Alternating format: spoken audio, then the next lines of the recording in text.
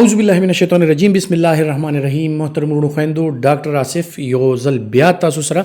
او نن خبرې کوو په یو ډېر اهم سیز باندې چې کوم تقریبا په ټولو کورونو کې موجود وي او هر یو عمر والا کسان چې کوم وي، کا هغه واړه دي کا هغه لوی دي، د هغې ډېره فیورټ یو غذا ده، ډېره پسندیده خوراک دی، هغه د جناب انډا یعنی اګی. اوس اګی چې کوم دی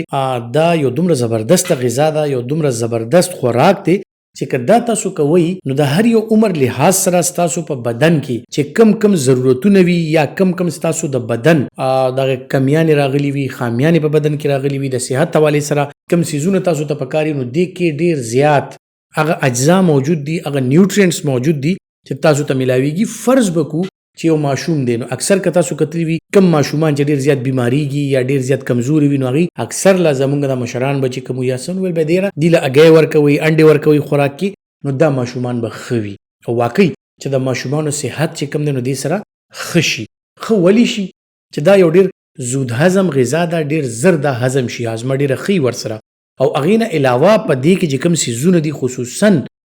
زه به تاسو ته لومبې ذکر وکړم چې یاره که مونږ یو انډه خورو،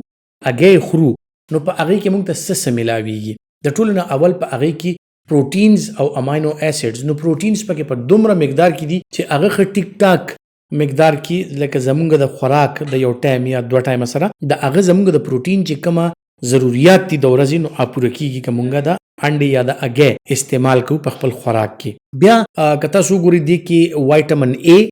وایټامین ډي، وایټامین کې ورسره چې کوم دی ښه ډېر پروټینز، ورسره کیلشیم او وایټامین ډي، او ورسره یو بل سیز دی چې کوم ته بوران ویلی کېږي. نو دا بوران هم یو داسې سیز دی چې زمونږ د هډوکو د طاقت لپاره دا انتهایی زیات ضروري دی. د ماشومانو ذکر مو وکړو، ماشومانو ذکر مې اول ځکه وکړو چې هغې کې که تاسو وګورئ ماشومان اکثر له هغې ته د ګلې یعنی مری، د سینې دا مسایل زیات وي، ریسپیریټري انفیکشنز ورته کېږي، د سینې بار بار ورته انفیکشن کېږي، سینه یې بار بار خرابېږي. او بل دا ماشومان چې کله د دې گروت کېږي نو دې ته انرژي زیاته پکار وي، دې ته پروټین زیات پکار وي، او دې بیماریانو نه بچ کېدو دپاره دې مدافعتي نظام دا ډېر په پیک باندې وي، نو دې ته زیات ضروریات وي، نو دې ته تقریبا پکې دا هر یو څیز ملاویږي چې کم هغې ته ضرورت دی. بیا اکثر لکه مونږ وګورو نو دا اګی یا انډه یو داسې غذا ده چې دې سره بنده تر ډېر وخت پورې موړ وي او انرژي ورکوي. نو دې کې ډېره انسټنټ انرژي ده، ډېر انسټنټ انرژي، ډېر په ټایم باندې انرژي ډېره زر بنده ته ملو شي. که مونږ ولګې په ټایم کې دغه ټایم کې یو ویشېدلی انډه یعنی بوایلډ انډه یا ایون که فرایډ سره شوي فرای شوي انډه وي که هغه وخورو نو هغې سره هم ډېره زر انرژي راشي. ټوله دنیا کې که تاسو وګورئ نو ناشته کې خصوصا لوی واړه هغې که بل هر څه استعمالوي، که څوک پی استعمالوي، که څوک چای استعمالوي، که دې نه علاوه نور داسې څیزونه وي، چېرته پراټه خوړلی کېږي، چېرته بریډ خوړلی کېږي، ټوسټونه خوړلی کېږي، څوک د شاتو استعمال کوي، څوک د کوچو یعنی د مکھن استعمال کوي، مارجرین وغیره، دا ټول څیزونه. خو په ټوله دنیا کې که وګورئ که تاسو هر یو ځای ته لاړ شئ انډه په ناشته کې خامخا وي. نو یعنی ټوله دنیا د دې هغه افادیت او هغه فایدې چې کوم دی مني، ځکه چې کوم دی نو په خپله ناشته کې یا په خپل خوراک کې ځان دپاره ماشومانو دپاره انډه ډېره ضروري ګڼي. دې نه انسټنټ انرژي میلو شي، تاسو ډېر وخت پورې هغه دغه کېږي، هاضمه هم ښه راشي، او هغې نه علاوه چې کوم څیزونه ما یاد کړل هغه وایټامنز او هغه پروټینز تاسو ته میلو شي. نو دا اثر په څه کوي؟ زمونږ په اولګه باندې زمونږ وزن، ماشومان وزن ورسره ډېر ښه برقرار وي. لوی کسان که کم وزن کمول غواړي، کم د خپل ډایټ نه کاربوهایډریټس یعنی خواږه او غوړ دا څیزونه وباسي، هغه د انډې استعمال کوي نو یقینا او خصوصا د انډې سپین که استعمالوي نو وزن ورسره کمیدی شي. بل د دې باره کې اکثر له یو دوه غلط فهمیانې دي، اجازه لري کول غواړم. اکثر خلک وایي چې یاره شوګر یا بلډ پریشر دا چې چاته وي نو تاسو د انډې استعمال نشئ کولی. بالکل کولی شي. د شوګر مریضان، د بلډ پریشر مریضان، دې دپاره انډه انتهایی ښه غذا ده. خو صرف پکې دا خیال ساتل پکار دي چې که د بلډ پریشر مریضان کله د انډې استعمال کوي دې باندې دي مالګه نه اچوي، یعنی نمک سالټ چې کوم دی دا کم کړي. دې نه علاوه چې کوم دی نو دا که انډه خوري، که هرې طریقې سره خوري، ویشېدلي خوري یا پخ کړي خوري یا پخپله کټوای کې اکثر خلک واچي انډې استعمال کوي، نو دا هر لحاظ سره تاسو دپاره فایده مند ده. بل دې کې که تاسو وګورئ ستاسو سکن،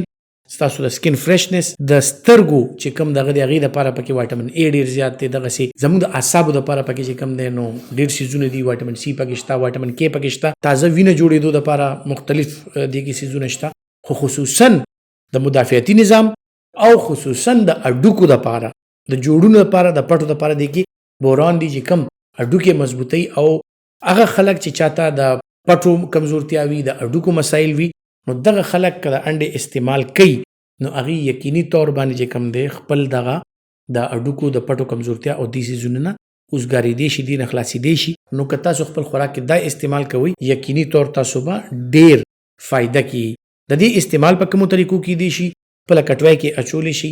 بوایلډ انډه خوړی شي فرایډ انډه خوړی شي دې نه علاوه اکثر خلک دا چې کوم دی نو په شودو کې میکس کی دغه طریقې سره هم استعمالولی شي خصوصا چا کې چې د پروټین کمی دی هغه ماشومانو کې چې پروټین کیلري میل نیوټریشن دی لکه پښتو کې چې وایي سوری پې شوی دی سورین وي هغه کمزوری وي د هغه وزن ډېر زیات کم وي یا اکثر له دا کمزورتیا د وجې نه هغه وجود کې وینې کمی راشي پړسوب راشي نو دا دوه بیماریانې دي د پروټین حوالې سره ماشومانو کې چې کوم ته کواشیارکر او مراسمس وایي نو دغه بیماریانو کې هم دا شودو کې که دا انډه مکس کې خپل ماشوم لی ورکوي یا هغه له همداسې تاسو خپلو ماشومانو ته عادت واچوئ چې دا کوي نو دا ماشومان به په ماشوموالي باندې د دې پروټین کیلري میل نیوټریشن کمزورتیا مدافعتي نظام دا کموالی او دې نه به محفوظ وي او د هغې صحت به ښه وي او امید لرم چې تاسو سره زه کم معلومات شیر کوم هغه به ستاسو خوښیږي هم تاسو ته به معلوماتو کې به هم اضافه کیږي او تمه دا لرم چې دا معلومات تاسو خپلو لویو وړو سره دا شیر کوي هغې ته هم وښایي چې دا معلومات هغې ته هم میلو شي او هغې هم د خپل صحت باره کې لږ محتاط هم شي او د صحت باره کې معلوماتو په وجه باندې هغې د صحت خیال هم ښه ساتلی شي خپل خیال ساتئ الله پامان